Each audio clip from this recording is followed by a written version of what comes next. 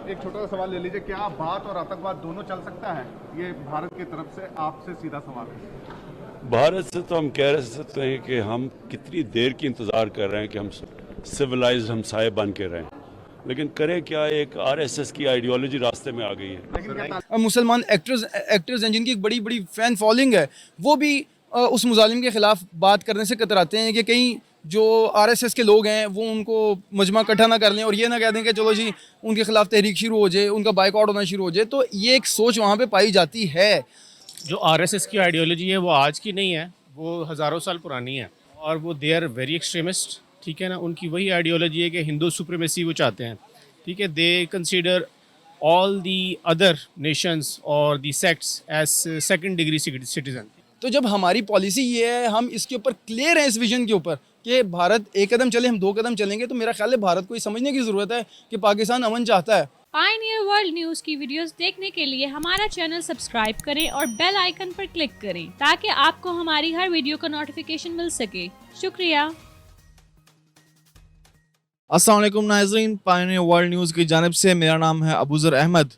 आज उज़्बेकिस्तान के दौरे पे इमरान खान ने एक इंडियन सहाफ़ी को कर दिया लाजवाब। उन्होंने कहा कि पाकिस्तान तो चाहता है कि भारत के साथ अच्छे ताल्लुकात बनाए, बट आरएसएस की जो आइडियोलॉजी है वो बीच में रुकावट बन जाती है। पाकिस्तान की तो दिली ख्वाहिश है कि वो इंडिया के साथ ताल्लुक बनाए, सिविलाइज होकर रहे, बट इंडियन आरएसएस आइडियोलॉजी ऐसा होने नहीं देती। आइए चलते हैं, लोगों से इनकी राय पूछते हैं क्या ये बात ठीक है कि नहीं। अस्सलाम वालेकुम। वालेकुम अस्सलाम। भाईजान आपका नाम? काशिफ। काशिफ भाई, ये बताएं कि खान साहब ने आज उज़्बेकिस्तान में एक इंटरव्यू दिया था इंडियन सहाफ़ी को कि पाकिस्तान एक सिविलाइज्ड रिलेशनशिप चाहता है इंडिया के साथ, बट आरएसएस की जो आइडियोलॉजी है वो बीच में आ जाती है। क्या ये बात ठीक है? बिल्कुल दुरुस्त है। इमरान खान वो सलाहियत रखता दीवार के पीछे देखने की। अल्हम्दुलिल्लाह इमरान खान को पता है कि आगे जो नेक्स्ट सिनारियो आ रहा है अफ़गानिस्तान से, इंडिया क्या कर रहा है अफ़गानिस्तान में, इमरान खान को सब पता है अल्हम्दुलिल्लाह, और वो ये बात जानता है। बिल्कुल उन्होंने हाजिर जवाबी से जवाब दिया और सहाफ़ी को लाजवाब कर जी बिल्कुल बिल्कुल। दिया। आप इस बात से इत्तेफाक करते हैं कि आरएसएस का जो एजेंडा है उसकी बिना पे पाकिस्तान के ताल्लुकात जो है वो इंडिया का अच्छे नहीं बन पा रहे? बिल्कुल नहीं होने चाहिए, उसकी बिना पे बिल्कुल भी नहीं होने चाहिए। जो आरएसएस का एजेंडा है वो है ही हमारे ख़िलाफ़, हमारे मुल्क के ख़िलाफ़, तो बिल्कुल बात नहीं होनी चाहिए जब तक वो ठीक इक़दाम नहीं करते कश्मीर पे। जब तक वो अपनी आइडियोलॉजी चेंज नहीं करते, आरएसएस के जो मोटिवेशंस हैं, जो एजेंडे हैं, जो पाकिस्तान के खिलाफ हैं, मुसलमानों के बेसिकली खिलाफ हैं, उनको चेंज नहीं करते, तो हमारे ताल्लुकात रखने की कोई ज़रूरत नहीं है। हमें कोई ज़रूरत नहीं है, किसी किस्म के भी नहीं होने चाहिए। तो इमरान खान की बात आप पूरा इत्तेफाक करते हैं? बिल्कुल। बात तो आपकी मतलब बिल्कुल ठीक है कि जब तक हिंदू इंतहा पसंद तंजीमें हैं वो इस तरह की मतलब बातें या अपनी पॉलिसी को आगे बढ़ाते रहेंगे, तो इस तरह तो मतलब डायलॉग आगे नहीं बढ़ेंगे। तो जब तक एक्सट्रीमिज़म दोनों साइडों पे ख़त्म नहीं होगी उस वक्त तक डायलॉग आगे नहीं चढ़े, मतलब आगे नहीं बढ़ेंगे। आरएसएस आपको भी पता है कि वो एक हिंदू कौम परस्त जमात है। वो हमेशा मतलब जब भी कोई इस तरह की वाली बात होती है वो फौरी मतलब अपने जो भी हुक्मरान होते हैं उन्हें कहते हैं भी पाकिस्तान के साथ डायलॉग हमें मंजूर नहीं है। तो ठीक है, इंडिया नाल साढ़े का तो तलका ठीक रहना है। इंडिया कहता है बात और आतंकवाद का वो नारा लगाते हैं, तो क्या है वो बात ठीक है? कश्मीर है, ਉਹਦੇ ਨਾਲ कई मसले ने साढ़े इंडिया नाल दे। नहीं, बट आरएसएस की जो आइडियोलॉजी है क्या वो वाकई रुकावट बनती है हमारे ताल्लुक? बनती है, बनती क्यों नहीं बनती? आरएसएस की जो आइडियोलॉजी है वो तो कहते हैं India for Indians, India for Hindu people, और पाकिस्तान में मुसलमानों के खिलाफ तो खासतौर पे वो खिलाफ। पाकिस्तान ਦੇ ਨਾਲ ਤੇ ਇੰਡੀਆ ਹਿੰਦੂ ਜੋ ਵੀ ਹੈ ਉਹ ਇਨਸਾਨ ਨੇ, ਉਹਨਾਂ ਦੀ ਗੱਲ ਕੋਈ ਨਹੀਂ। ਗੱਲ ਕਿ ਸਾਡਾ ਕਸ਼ਮੀਰ ਦਾ ਮਸਲਾ ਹੈ, ਬਾਕੀ ਆ ਲੈਣ ਦੇਣ ਦੇ ਕਾਫੀ ਮਸਲੇ, ਦਹਿਸ਼ਤਗਰਦੀ ਦੇ ਮਸਲੇ ਨੇ, ਇਹ ਸਾਰੇ ਮਸਲੇ ਹਨ। तो आरएसएस की जो आइडियोलॉजी है वो क्या मेन मसला नहीं है? ਉਹ ਸਾਰਿਆਂ ਤੋਂ ਮੇਨ ਕਸ਼ਮੀਰ ਹੈ, ਉਸ ਤੋਂ ਬਾਅਦ ਉਹ ਵੀ ਹੈ ਵਿੱਚ ਹੀ। बिल्कुल ठीक है, क्योंकि जो आरएसएस की आइडियोलॉजी है वो आज की नहीं है, वो हज़ारों साल पुरानी है और वो दे आर वेरी एक्सट्रीमिस्ट, ठीक है ना। उनकी वही आइडियोलॉजी है कि हिंदू सुप्रीमेसी वो चाहते हैं, ठीक है। They consider all the other nations और the sects as second degree citizen, ठीक है ना। माइनॉरिटी समझते हैं, वो अपने आप को सुप्रीम बीइंग समझते हैं हिंदूज़ को। तो वो चाहते हैं कि हर चीज़ में हिंदू ही आगे हों और हिंदुत्व जो है वो उसको प्रमोट करना चाहते हैं। दैट्स द रीज़न कि वो मुसलमानों को भी वो कहते हैं, उनके तो मिनिस्टर खुलेआम कहते हैं कि जो मुसलमान हैं उनको इक्वल राइट्स नहीं है। बिल्कुल ठीक है ना, तो ये तो ऑन रिकॉर्ड चीज़ें हैं। इसके लिए आपको ना थोड़ा सा बैकग्राउंड में जाना पड़ेगा। पाकिस्तान इंडिया के रिलेशंस आपको देखने पड़ेंगे from the beginning of the two states. Independence independence के जब से हमने Separation ली। वो क्या कहते हैं, इंडिया विंस फ्रीडम कह लें कि उसे कह लें, आप जो भी आप नाम दे दें, कि जब से पार्टीशन हुई है, पार्टीशन के तब से देखना पड़ेगा पाकिस्तान के उनके साथ मामला कब से चलते आ रहे हैं, कैसे चलते आ रहे हैं। आप अगर देखें तो पाकिस्तान की अब तक उनके साथ 3 से 4 जंगें हो चुकी हुई हैं। बिल्कुल। ऐसे तो डेली बेसिस के ऊपर कोई ना कोई माजरा चलता रहता है बॉर्डर्स के ऊपर, बॉर्डर हर वक्त इंगेज रहते हैं, वो उनकी तरफ से हो या हमारी तरफ से हो, इंगेज रहते हैं बॉर्डर्स। अब आरएसएस की बात की जाए तो हमेशा से जब भी बीजेपी की गवर्नमेंट आई है तो इस तरह के वाक़यात के अंदर इजाफा हुआ है। वाजपेयी साहब की पॉलिसी मुख्तलिफ थी, लेकिन अब जो एक चीज़ देखने में आई थी कि हमारे जो पाकिस्तान और भारत के दरमियान में जो कोर इशू है वो है कश्मीर का इशू रिजॉल्व होने के करीब था मुशर्रफ दौर के अंदर, जब वाजपेयी साहब भी आए थे और एक सेफ रिलेशनशिप, एक अच्छी रिलेशनशिप की सिमत में चल रहे थे। कारगिल वॉर से पहले की बात। जी, कारगिल वॉर से पहले भी, और उसके बाद भी एक टेन्योर ऐसा आया जिसके अंदर पाकिस्तान के, आपने देखा होगा, रिलेशनशिप भारत के साथ बड़े अच्छे हो गए थे 2005 से ऑनवर्ड्स 2000 मुंबई अटैक्स तक। उससे पहले तक पाकिस्तान के बड़े अच्छे रिलेशनशिप चल रहे थे, एक दूसरे को बड़ा सपोर्ट कर रहे थे, बेशक वो ICC हो या हर चीज़ भी हो। लेकिन उसके बाद से एक चीज़ें मुख्तलिफ होने लग पड़ी। मतलब वो ये चाहते हैं कि जो पाकिस्तान मतलब बना ही नहीं है, सारा मतलब एक हिंदुस्तान था जिसको तोड़ के ये अलहदा बने हैं, तो वो शर्त ये रखते हैं कि ये सबसे पहले ये ख़त्म करें, ये सारा हिंदुस्तान हो, उसके बाद आगे बात बनेगी। वो हिंदू इंतहा पसंद यानी कि जमात है, वो नहीं चाहती कि पाकिस्तान का कोई ताल्लुक हो। हाँ जी, इसी तरह। क्योंकि पाकिस्तान जब बना था उनका ये ख्याल था कि जो हमारा मदर नेशन जो हिंदू, हमारे जो माँ है हिंदुस्तान, जो ज़मीन को अपनी माँ कहते हैं, वो उसको तोड़ा गया है, उसको दो टुकड़े। हाँ, उसकी वो तकसीम को ही मतलब वो नहीं मानते, बिल्कुल नहीं मानते, पार्टीशन को नहीं मानते। वो ये कहते हैं कि हमने अब कोई ताल्लुकात ही नहीं रखना। जी, जिस तरह वो अखंड भारत का नारा लगाते हैं ना, वो यही कहते हैं कि ये जितना भी है ये सारा हमारा है। तो इस तरह तो फिर डायलॉग आगे नहीं बढ़ सकते। तो इमरान खान का जो भी मतलब ये बात थी बिल्कुल ठीक थी। और एक जो ताज़ा मैंने अभी एक बात सुनी थी अफ़गानिस्तान के मतलब, वो भी यही था। अफ़गानिस्तान भी हर वक्त यही कहता है कि जो हमारे मुल्क में दहशत गर्दी हो रही है वो पाकिस्तान करवा रहा है। तो इमरान खान ने उनके मुंह पे यही कहा है भी आप ये कहना छोड़ दें, पाकिस्तान सबसे बड़ा हमायती है अमन के मामले में, चाहे वो इंडिया में अमन हो या चाहे अफ़गानिस्तान में अमन हो। पाकिस्तान में अगर अमन अगर हमारे नेबरिंग कंट्रीज़ में अमन होगा तो पाकिस्तान में भी अमन होगा। कहते हैं कि हिंदुस्तान हिंदुओं के लिए है, हिंदुस्तान हिंदुओं के लिए है, हिंदुत्व की जो आइडियोलॉजी है, की यही आइडियोलॉजी है। इस वजह से पाकिस्तान के जो ताल्लुकात हैं, सिफारती ताल्लुकात हैं, बातचीत नहीं हो पा रही। तो बिल्कुल सही देखें ना, डायलॉग तभी होते हैं जब आप लेवल पे आके बात करते हैं, ठीक है ना। इक्वल आप किसी को स्टेटस देंगे तभी डायलॉग होते हैं। जब आप किसी को सेकंड डिग्री का स्टेटस देते हैं तो फिर उस पर डायलॉग नहीं होते। बिल्कुल, डेफिनेटली यही बात है। इसी वजह से कश्मीर पे हम बात नहीं कर पा रहे, इसी बात पे हम अच्छे डिप्लोमेटिक रिलेशन नहीं बना पा रहे, क्योंकि वो RSS की आइडियोलॉजी इतनी स्ट्रॉन्ग है कि वो किसी और बात पे बात ही नहीं कर रहे। Exactly, they are basically influenced by the Nazis and they they even you can say they worship the Nazis and the Hitler. ये उसी की बाकियात किस्म की हैं। फर्दर आइडियलाइज करते हैं इजराइल को, और इजराइल की जो आइडियोलॉजी है, जिस तरीके से वो अपने आप को सुपीरियर बीइंग समझते हैं और पैलेस्टीनियंस को जो है और डाउनग्रेड करते हैं और सेकंड डिग्री का सिटीजन समझते हैं, उनको इक्वल राइट्स नहीं मिलते हैं वहाँ पे। They can not even move freely, the Palestinians they have fence in a road. The Palestinians live on the other side and the Israelis live on the other side, और उनको equal rights नहीं है। तो ये idealise करते हैं Israel को, they idealize Nazis.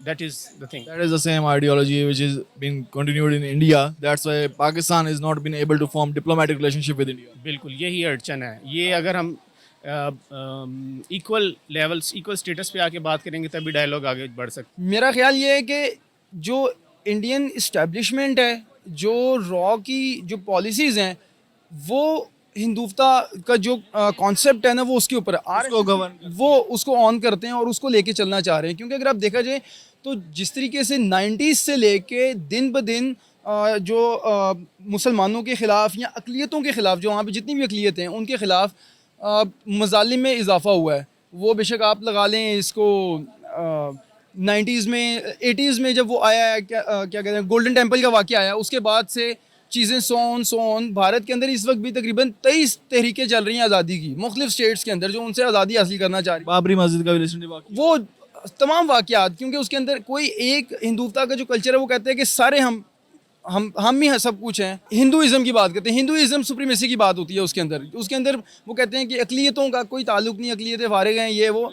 अब ये बात करते हैं कि हिंदुस्तान हिंदुओं के लिए बना है, जिसको मसला है। अब देखें, अगर कोई अपोजिशन का बात कर दे पाकिस्तान के, से कहते हैं जी पाकिस्तान, तुम पाकिस्तान ही चल जाओ, तुम पाकिस्तान चले जाओ, इसे पाकिस्तान भेज दें, उसके खिलाफ हो जाते हैं। कोई आप देखें कोई बड़े से बड़ा इंसिडेंट भी हो जाए तो भारत के जितने मुसलमान एक्टर्स हैं जिनकी एक बड़ी बड़ी फ़ैन फॉलोइंग है, वो भी उस मुजालिम के ख़िलाफ़ बात करने से कतराते हैं कि कहीं जो आरएसएस के लोग हैं वो उनको मजमा इकट्ठा ना कर लें और ये ना कह दें कि चलो जी उनके ख़िलाफ़ तहरीक शुरू हो जाए, उनका बाइकआउट होना शुरू हो जाए। तो ये एक सोच वहाँ पे पाई जाती है। अब प्रॉब्लम ये है कि ये सोच उनके अंदर जो एक लीडर है उनका नरेंद्र मोदी, जो प्राइम मिनिस्टर है इंडिया का, उसकी पिछली गवर्नमेंट भी उसकी थी, ये गवर्नमेंट भी उसकी आई, क्योंकि जब उसने हिंदुत्व कल्चर को किया तो बहुत से हिंदू जो थे, अब मज़हब के नाम के ऊपर आप जब वोट लेंगे तो आपको मज़हब के लिए कुछ करना पड़ेगा उसके नाम के ऊपर। वो सिर्फ भारत के अंदर नहीं है, पाकिस्तान के अंदर भी वो सिचुएशन, किसी भी कंट्री के अंदर, जिसे आप थर्ड वर्ल्ड कंट्रीज़ कह लें, इसके अंदर मज़हब का बड़ा रोल होता है। और जो मजहबी पेशवा होते हैं, रूहानी पेशवा होते हैं या जो स्कॉलर्स होते हैं, ये एक बड़ी अहमियत रखते हैं। और अगर आप देखा जाए किसी भी मुल्क के अंदर, अब जब पाकिस्तान के अंदर भी फॉर एग्जांपल इलेक्शंस होते हैं तो हमारे जो पॉलिटिकल लीडर्स होते हैं वो गद्दी नशीनों के पास जाते हैं, बड़ी बड़ी गद्दियाँ जिनके पास हैं, कि यार इनकी वजह से कोई हमें वोट हमें मिल जाए। तो ये तो है। दूसरी चीज़ ये है कि नरेंद्र मोदी वोट किस चीज़ के ऊपर लेके आया। एक तो उसका ये जो मोटिव था आरएसएस वाला, जो उनकी पॉलिसीज़ थी, एक तो वो थी। दूसरी जानिब हम जो अगर देखा जाए तो वो था एंटी पाकिस्तान वोट। उसको एंटी पाकिस्तान वोट मिला। वहाँ पे जो एक्टिविटीज़ हैं आप उठा के देखें, मामला कहाँ से, पुलवामा से स्टार्ट होते हैं। जो रिसेंट एरा के अंदर जो हमारे मामला उनके साथ वारदात डली है, पुलवामा से स्टार्ट होते हैं, तो बाद में निकल के आती है जितनी भी रिपोर्ट्स आती हैं, जितना कुछ आया वो ये चीज़ आया कि जी भारत ने खुद करवाया। जो उनका जो कल्चर था भारत का, जो एक है कि खुद से करवा के, ये एक पॉलिसीज़ होती हैं, किसी के खिलाफ करने के लिए कोई मौका नहीं मिल रहा तो खुद से आपने वो अटैक करवा दो। ये इंटेलिजेंस की ये एक टैक्ट्स होते हैं कि दूसरे मुल्कों को करने के लिए। अब उन्होंने पुलवामा के अंदर कुर्बानी, कहते हैं ना कि दुश्मन को नुकसान पहुँचाने के लिए अपने बंदे मरवाने पड़ते हैं, उन्होंने वही काम किया। इल्ज़ाम उन्होंने पाकिस्तान के ऊपर डाल दिया। पाकिस्तान ने कहा जी सबूत दें। पाकिस्तान की तारीख में कभी किसी प्राइम मिनिस्टर ने ये नहीं कहा था कि आप हमें सबूत दें, हम कार्रवाई करेंगे, बेशक जो भी हमारे यहाँ पे हुआ। वो सबूत देने में नाकाफ़ी रहे और यहाँ पे उन्होंने एक ड्रामा रचाया जो 26 फ़रवरी का हुआ, 27 स्ट्राइक की उन्होंने। अभिनंदन वाला जो वारदात हुई, उनको हमने एक बड़ा स्ट्रॉन्ग जवाब दिया। बात यह है कि पाकिस्तान की तो उसके बाद भी ख्वाहिश थी कि चीज़ों को स्मूथ किया जाए, टेबल के ऊपर लेके आया जाए और मामला इफ़ाम तफ़हीम से हल किए जाएँ। वो एक एक्सक्यूज़ बनाते हैं कि बात या आतंकवाद, हाँ वो ये एक्सक्यूज़ बनाते हैं कि पाकिस्तान में आतंकवाद है, टेररिस्ट नेशन है Pakistan, but it is all lame excuse. The reason behind all this is because आगे बढ़ना है ना, आगे बढ़ना है। अगर डायलॉग लेके चल रहे हैं तो आगे बढ़ने के लिए जो पीछे गुजर चुका है उसको भुलाना पड़ेगा, ठीक है। अगर वो कोई ब्लेम करते हैं कि हमने कोई एक्टिविटी परफॉर्म की या आर्मी की तरफ से हुई या ISI की तरफ से हुई, तो we can even portray them or we can even produce such activities conducted by RAW as well, ठीक है ना। तो हम ब्लेम करते रहेंगे, वो भी ब्लेम करते रहेंगे, तो ये तो नॉन एंडिंग एक सीक्वेंस चलता रहेगा। जब तक ब्लेम शिफ्टिंग चलती रहेगी तब को ख़त्म करना होगा और उसको क्लोज करके हमें मूव फॉरवर्ड करना पड़ेगा। वॉर किसी चीज़ का सोल्यूशन नहीं है, मिलिट्री सोल्यूशन किसी चीज़ का नहीं है। उसकी सबसे बड़ी एग्जांपल हमारे पास अफगानिस्तान की। US ने 20 साल वार किया, उसके बाद भी कोई सोल्यूशन नहीं निकला। जिन्हें कहते थे सुपर पावर है, उनके पास क्या क्या टेक्नोलॉजी है, ये है, वो उन शलवार कमीज पहने हुए बुद्धू लोगों को, जाहिल लोग जिन्हें वो कहते थे, उनके हाथों से ज़लीलो ख्वार होके पाकिस्तान को तरले डाल के चले गए। मैं पिछले दिनों एक क्लिप आजकल काफ़ी वायरल है साबिक ISI चीफ का, जिसमें वो कहते थे कि जी मैं आज एक जुमला कह रहा हूँ, मुज़ाकरात प्रोग्राम में उन्होंने कहा था कि मैं आज एक जुमला कह रहा हूँ, ये आप नोट कर लें कि जब तारीख़ लिखी जाएगी तो लोग कहेंगे कि ISI ने अमेरिका की मदद से सोवियत यूनियन को अफ़गानिस्तान में शिकस्त दी। और साथ में एक और जुमला ऐड कर रहा हूँ कि एक फिर वक्त आएगा जब लोग कहेंगे कि ISI ने अमेरिका की मदद से अमेरिका को शिकस्त दी। तो सूरत हाल बेसिकली ये चल रही है कि आप जो हर चीज़ आप उसमें देखें तो करना तो पड़ता है। तो जो इनकी जो पॉलिसीज़ हैं, अब भारत चाह रहा है कि वहाँ पे भी पाकिस्तान के साथ पंगे लेने के लिए, जब तक आप कश्मीर इशू रिजॉल्व नहीं करेंगे कुछ भी सही नहीं होगा। जब तक अपनी आइडियोलॉजी चेंज नहीं करेंगे, एक डिप्लोमेटिक स्टेट पे के लेवल पे, इंटरनेशनल लेवल पे जाके नहीं सोचेंगे कि हर कंट्री इक्वल है, हर कंट्री बराबरी की सतह पे ताल्लुका जब तक नहीं बनाने का सोचेगा तब तक हम बातचीत आगे नहीं बढ़ सकती। देखिए बातचीत तो बढ़े तब ना जब आप वाकई बात करना चाहते हो। वो तो कहते हैं कि इनकी तो मिसाल भारत की इस वक्त ये है कि बगल में छुरी और मुंह में राम राम, ये राम राम भी कर रहे हैं, बगल में छुरी भी रखी हुई है। ये इनका इरादा जो है वो इस तरीके से है जो हमेशा से करते हैं कि गले लगाएं और उसके पीछे पीठ में खंजर खबो दिया जाए, जिस तरीके से हमेशा से करते हैं। एक तरफ ये बात करते हैं हम अकलियतों के साथ हम ये है वो है, दूसरी तरफ उठा के देखा जाए अकलियतों पे जितने जुल्म हो रहे हैं, मुसलमानों पे जितने जुल्म हो रहे हैं, गाय की कुर्बानी वो नहीं कर सकते। वहाँ पे जो मसले मसाइल हैं, 2 नेशन थ्योरी जो अल्लामा इकबाल ने दी, उसके बाद जब उन्होंने पहले सर सैयद अहमद खान, देखिए एक लंबी कहानी है, वो ये बात करते करते गौरी तक ले जाएंगे कि जी वो उसने दी थी। इसके पीछे आप निकालें, हर किताब के अंदर अलग अलग लिखा हुआ है। अब दूसरी बात यह कि पर्सनैलिटी क्लैशेस भी थे। अब जो मुसलमानों की उस दौर के अंदर देखिए मज़हब का एक बड़ा किरदार होता है, जिसने हमने पहले बात किया है। ये देखें ना, जब मुसलमानों की हुकूमत थी बरसगीर में, तब तो बड़े पीसफुल रिलेशनशिप थे हिंदुओं के और मुसलमानों के। बट जब आफ्टर ब्रिटिशर जिन्होंने उन्होंने कैप्चर किया है इंडिया को, उसमें अपनी हुकूमत बनाई है, तब से आरएसएस आइडियोलॉजी और दूसरी आइडियोलॉजी जो है वो उन्होंने राइज करना स्टार्ट कर दी है। लेकिन जब से मुसलमानों ने हुकूमत करना शुरू की थी, आरएसएस जो आइडियोलॉजी थी ना वो तब से बनप रही थी, मौका नहीं मिल रहा था। स्ट्रॉन्ग कब हुई? अकबर के दौर के अंदर। अकबर के दौर से स्टार्ट होते होते होते होते होते होते जब अंग्रेज़ आए तो उन्हें पता लग गया कि उन्होंने कहा कि मुसलमान कौन थे यहाँ पे?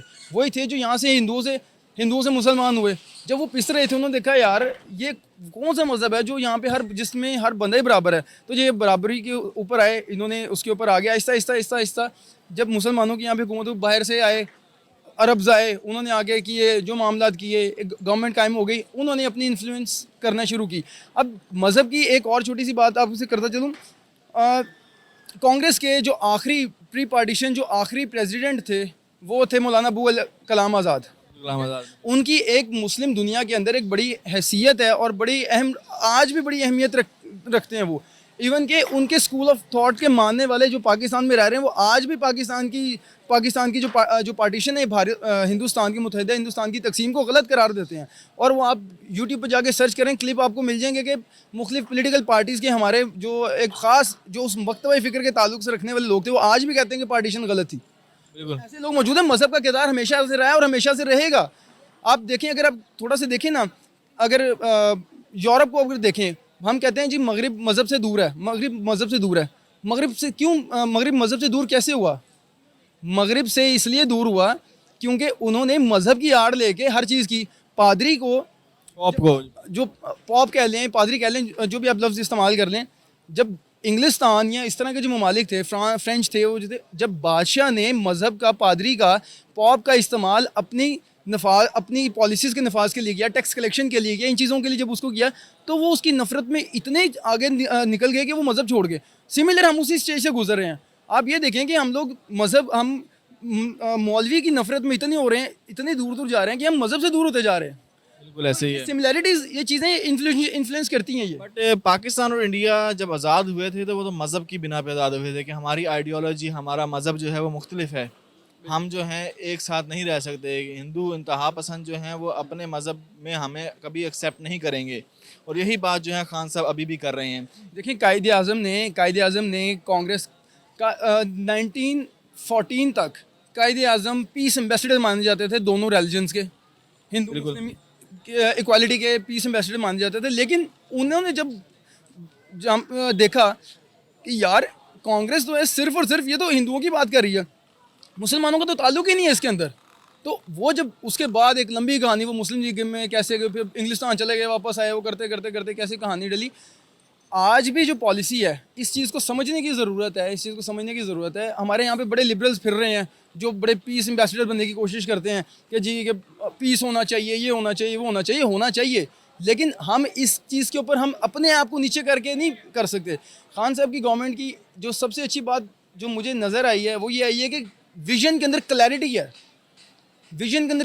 है। कोई इस किस्म की नहीं है कि जी हमें भारत के साथ मुज़ाकरात किस हद तक जाने। खान साहब की पहली तकरीर बड़ी, पाकिस्तान की तारीख में आज तक कोई नॉमिनेटेड प्राइम मिनिस्टर को CNN BBC ने लाइव नहीं चलाया, खान साहब को चलाया।